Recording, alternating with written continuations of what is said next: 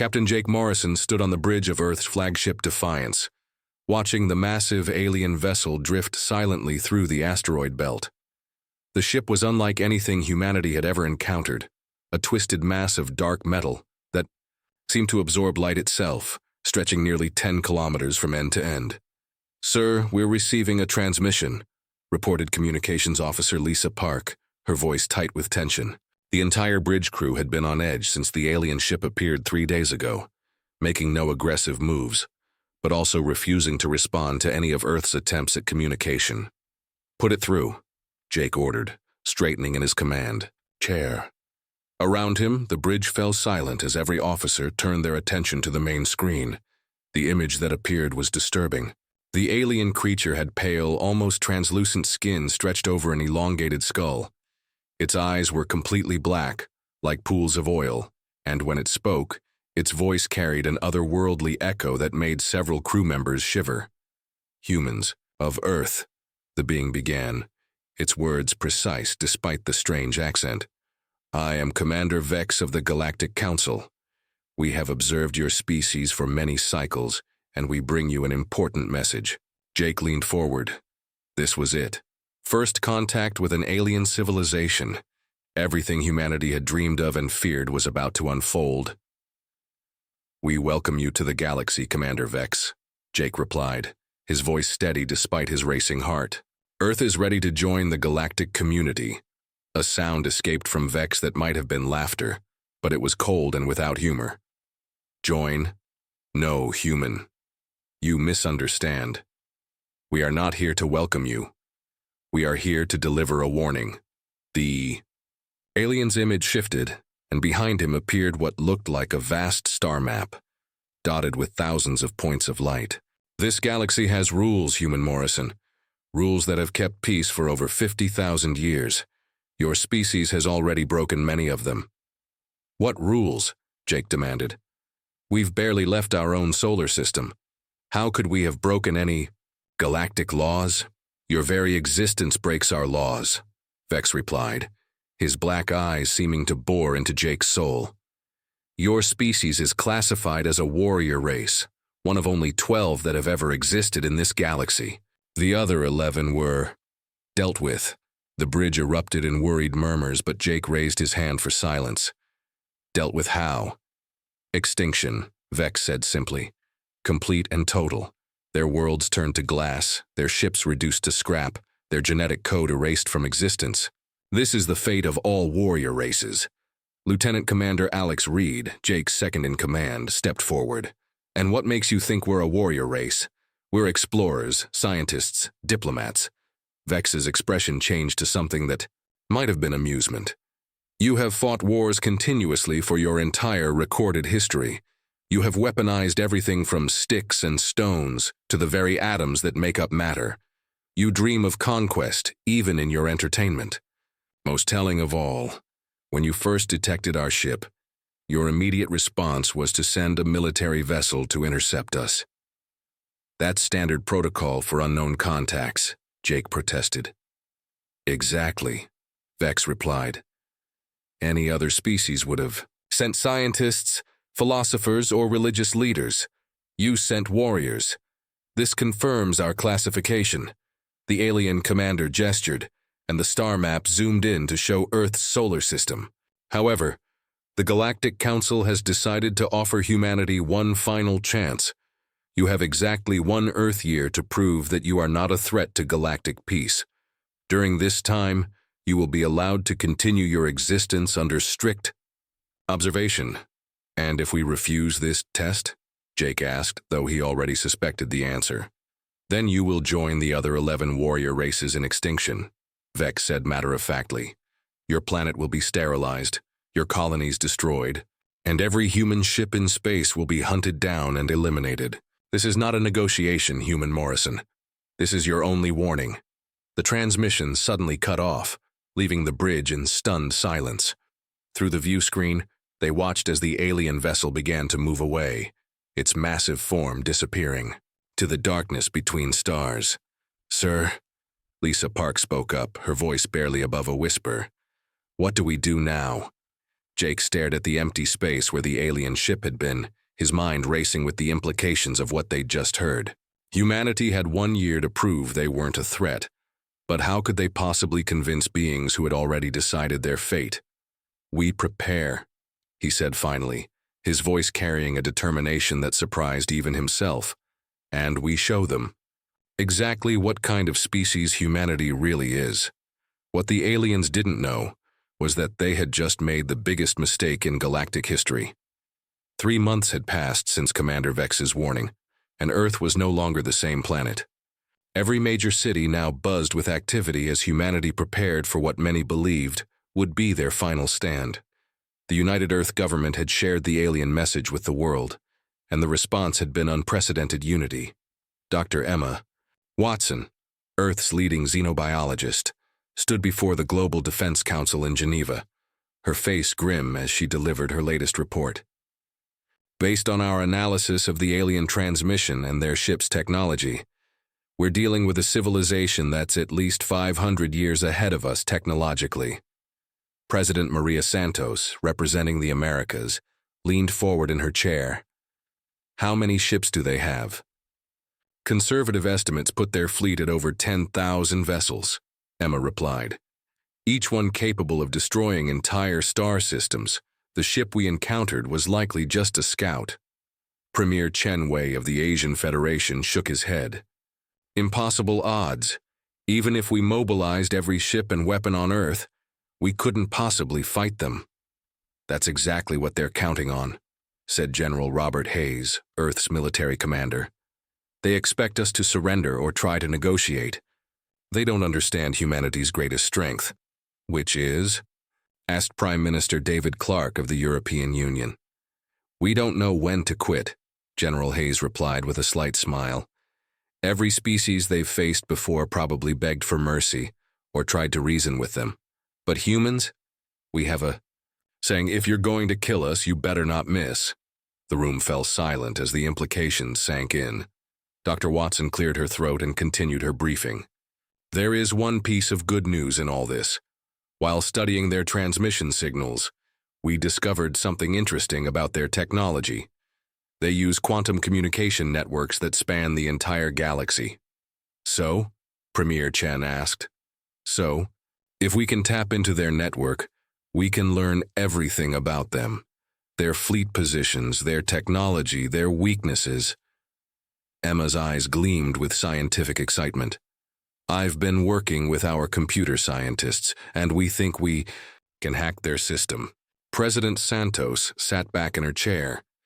"Even if we could access their information, what good would it do? You said yourself they're centuries ahead of us."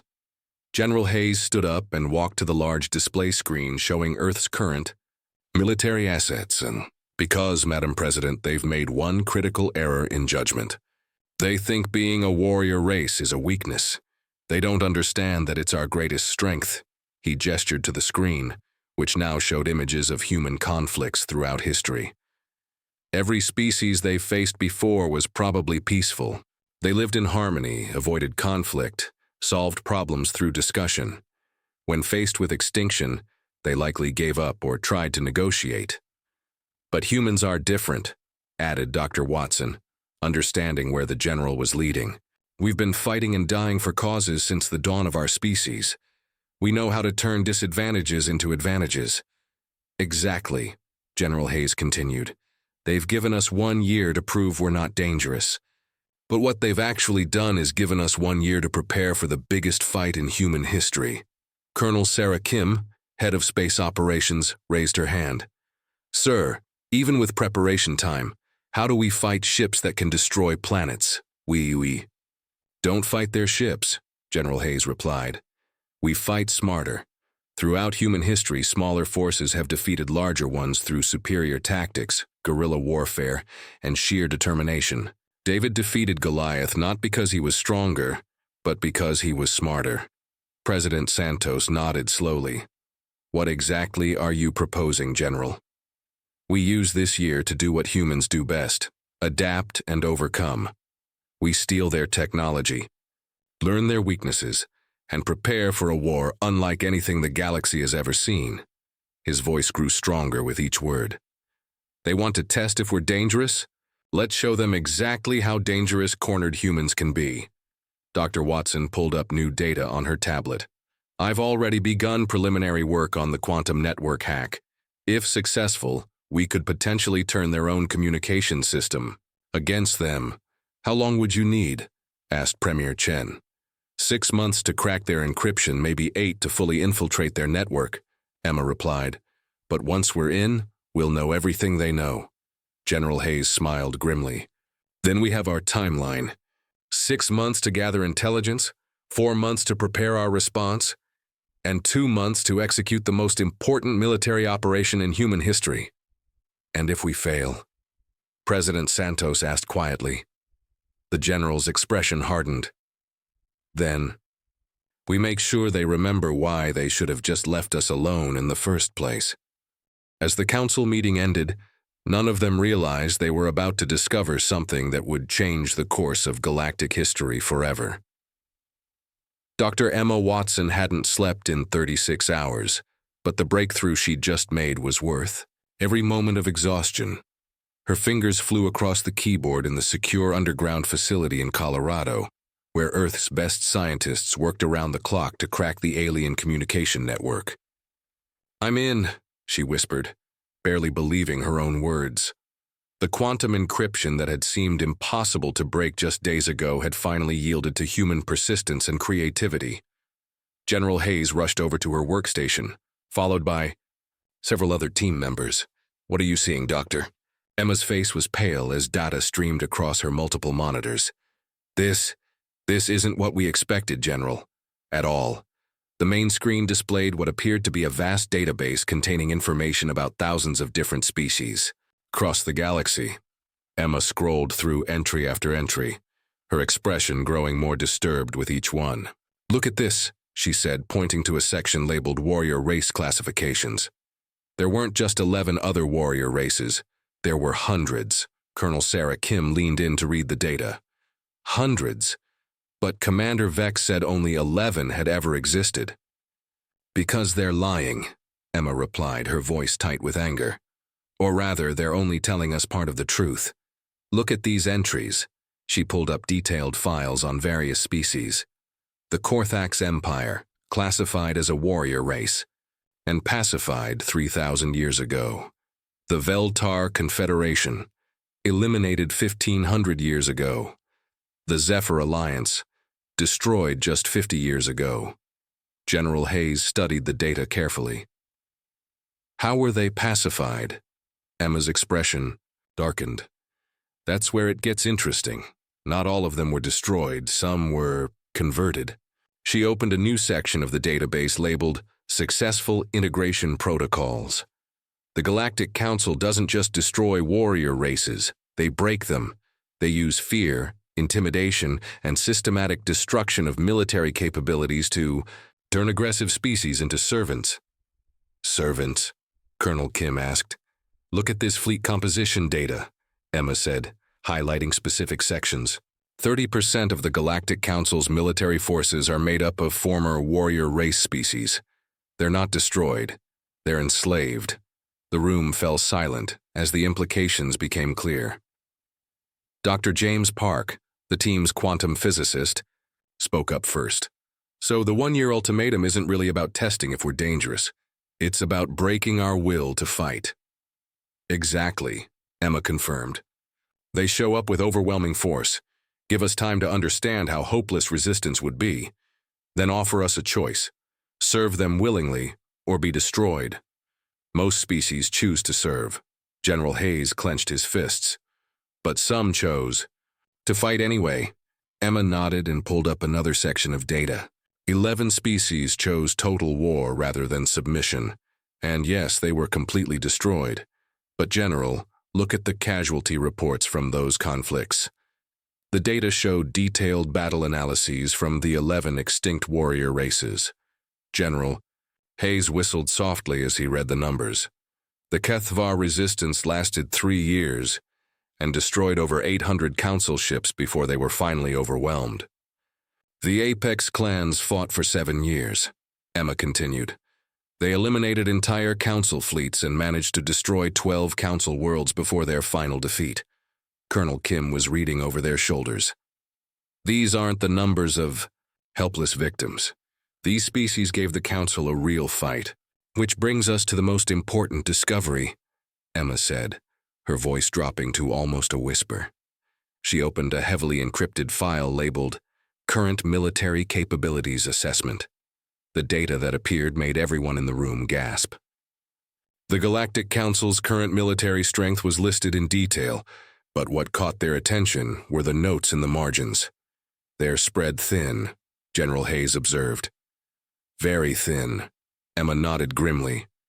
The Council controls nearly 1,000,000 worlds across the galaxy. Their forces are scattered across thousands of star systems, maintaining order and suppressing dozens of ongoing rebellions.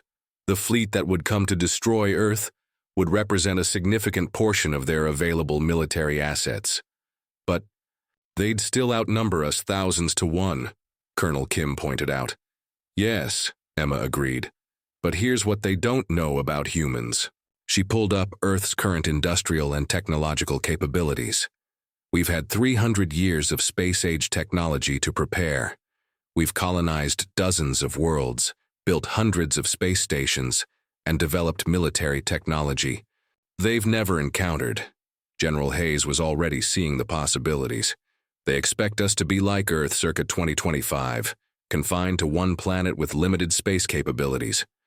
Instead, they're going to face Earth circa 2325, Emma concluded. We're not the primitive species they think we are. We're a fully developed interstellar civilization that's been preparing for this exact scenario since we first looked up at the stars. The general smiled for the first time in months. Doctor, I think you've just given us the key to winning this war.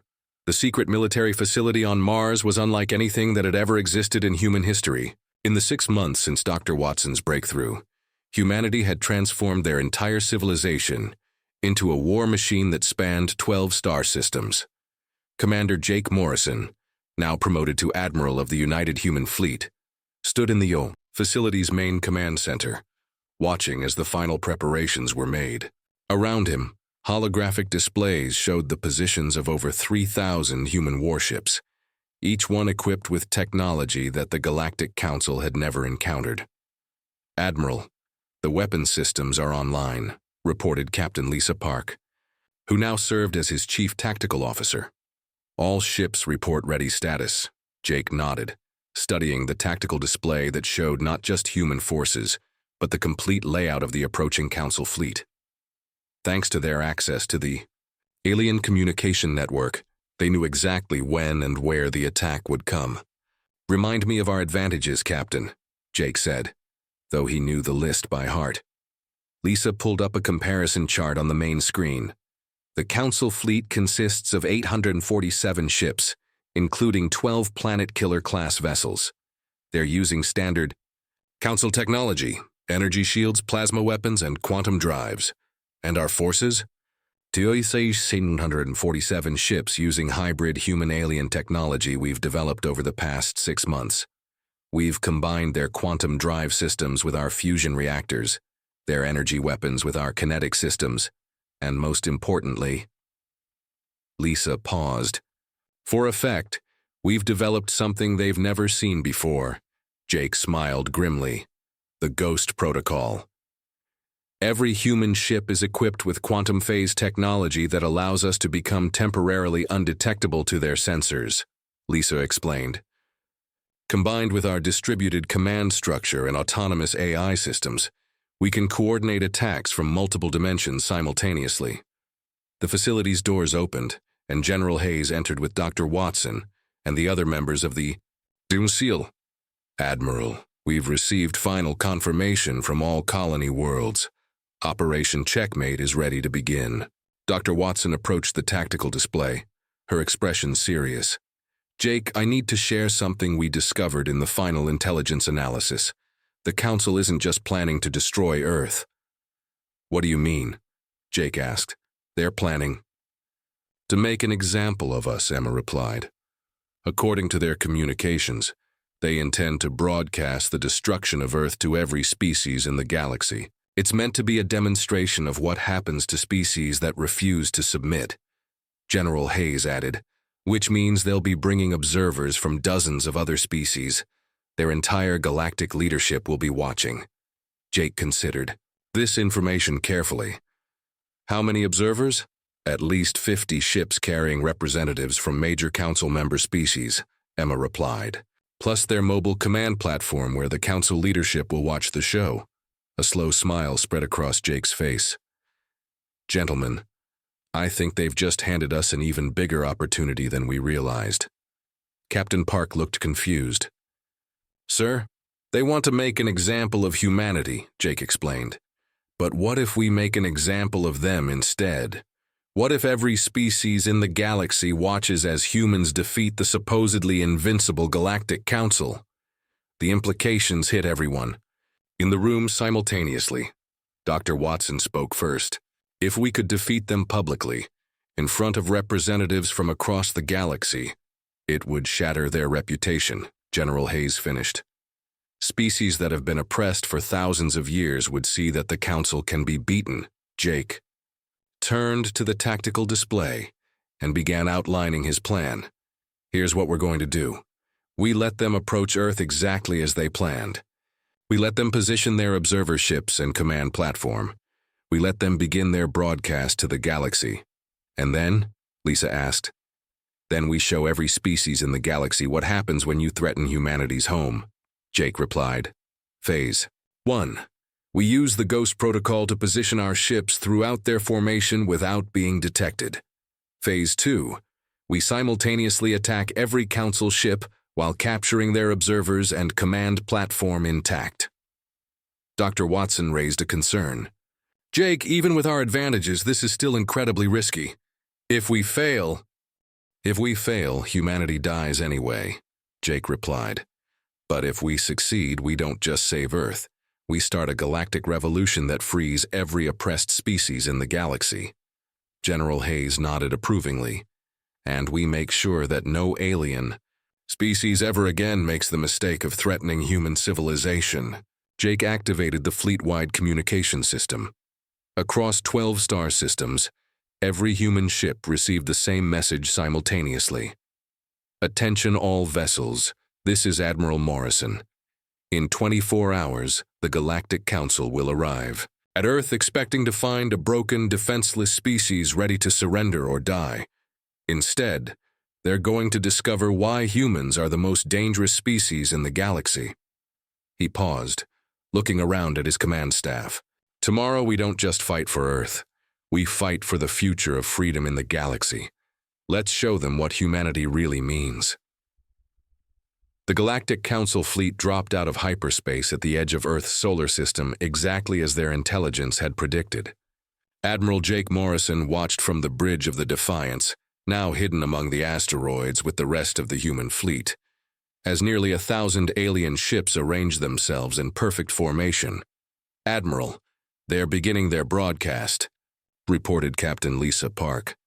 Every major species in the galaxy is now watching. Jake studied the tactical display showing the massive Council fleet. At its center sat the command platform where the Council leadership waited to watch humanity's destruction. Around the edges, 50 observer ships carried representatives from across the galaxy. They have no idea we're here, Lisa continued. The Ghost Protocol is working perfectly. All ships report ready status. Commander Vex's image appeared on screens throughout the galaxy as he began his victory speech. Citizens of the Galactic Council, today you witness the fate of all species that refuse to accept civilized order. The humans of Earth were offered the chance to join our peaceful community, but chose defiance instead. Jake activated his own communication system, broadcasting on all channels. Commander Vex, this is Admiral Morrison of the United Human Fleet. You're right about one thing. We did choose defiance, but you made one critical mistake. The alien commander's expression changed to confusion as Jake's voice reached every ship in the system. Impossible. Our sensors show no human vessels. That's your first mistake, Jake replied calmly. Your second mistake was assuming we were still the primitive species you studied centuries ago. Your third mistake was threatening our home in front of the entire galaxy. Jake gave the signal, and across the solar system, over 3,000 human ships simultaneously dropped their cloaking and opened fire. The battle that followed was unlike anything the galaxy had ever witnessed. Council ships found themselves surrounded by human vessels that appeared from nowhere, attacking with weapons that bypassed their shields and moved faster than their targeting systems could track. "Ghost Squadron, execute Pattern Delta," Jake commanded as he watched the tactical display. Human ships phased in and out of normal space, appearing just long enough to deliver devastating attacks before vanishing again. The Council fleet, designed for overwhelming displays of force against helpless opponents, found itself completely unprepared for three-dimensional warfare against an enemy that refused to stay in one place long enough to be targeted effectively. "Admiral, the Council flagship is trying to retreat," Lisa reported. "Not today," Jake replied. "All ships priority. Target Alpha. Take down their command ship, but keep the leadership alive. I want them to witness what comes next." Human ships swarmed the massive Council flagship like angry wasps, systematically destroying its weapons and engines while leaving the command section intact. Within minutes, the most powerful ship in the galaxy was dead in space. Across the solar system, the same pattern repeated. Council ships that had terrorized the galaxy for millennia found themselves outmaneuvered, outgunned, and completely outmatched by human tactics they couldn't comprehend. "Sir, we're receiving surrender requests from 17 Council ships," reported Communications Officer Tom Ridge. "Accept their surrender and secure their crews," Jake ordered. "But continue the attack on any ship that keeps fighting." The battle lasted less than 4 hours. When it ended, the mighty Galactic Council fleet had been reduced to wreckage and prisoners. Not a single human ship had been destroyed. Jake opened a channel to broadcast across the galaxy. "People of the galaxy, this is Admiral Jake Morrison of the United Human Fleet. Today you have witnessed the end of the Galactic Council's reign of terror. For 50,000 years, they have oppressed your species through fear and intimidation. Today, that ends." He gestured to the tactical display, showing the captured Council leadership. The Council claimed that warrior races were too dangerous to exist. They were right to be afraid, but for the wrong reasons. "We're not dangerous because we love war. We're dangerous because we refuse to be slaves." The broadcast reached every corner of the galaxy as Jake continued.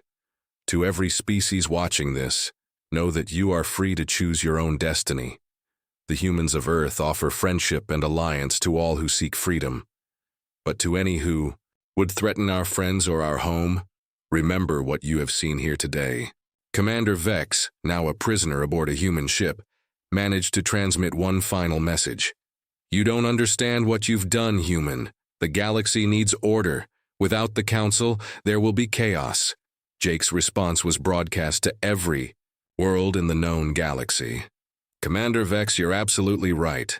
We don't understand tyranny because we choose freedom. And yes, there may be chaos as free species learn to govern themselves. But chaos with freedom is better than peace through slavery." As the human fleet began the long journey home, carrying news of humanity's victory to every corner of the galaxy, Jake reflected on the aliens' original message. They had been right about one thing: it wasn't a threat. It was humanity's death sentence. But they had forgotten that humans have a habit of surviving their own executions.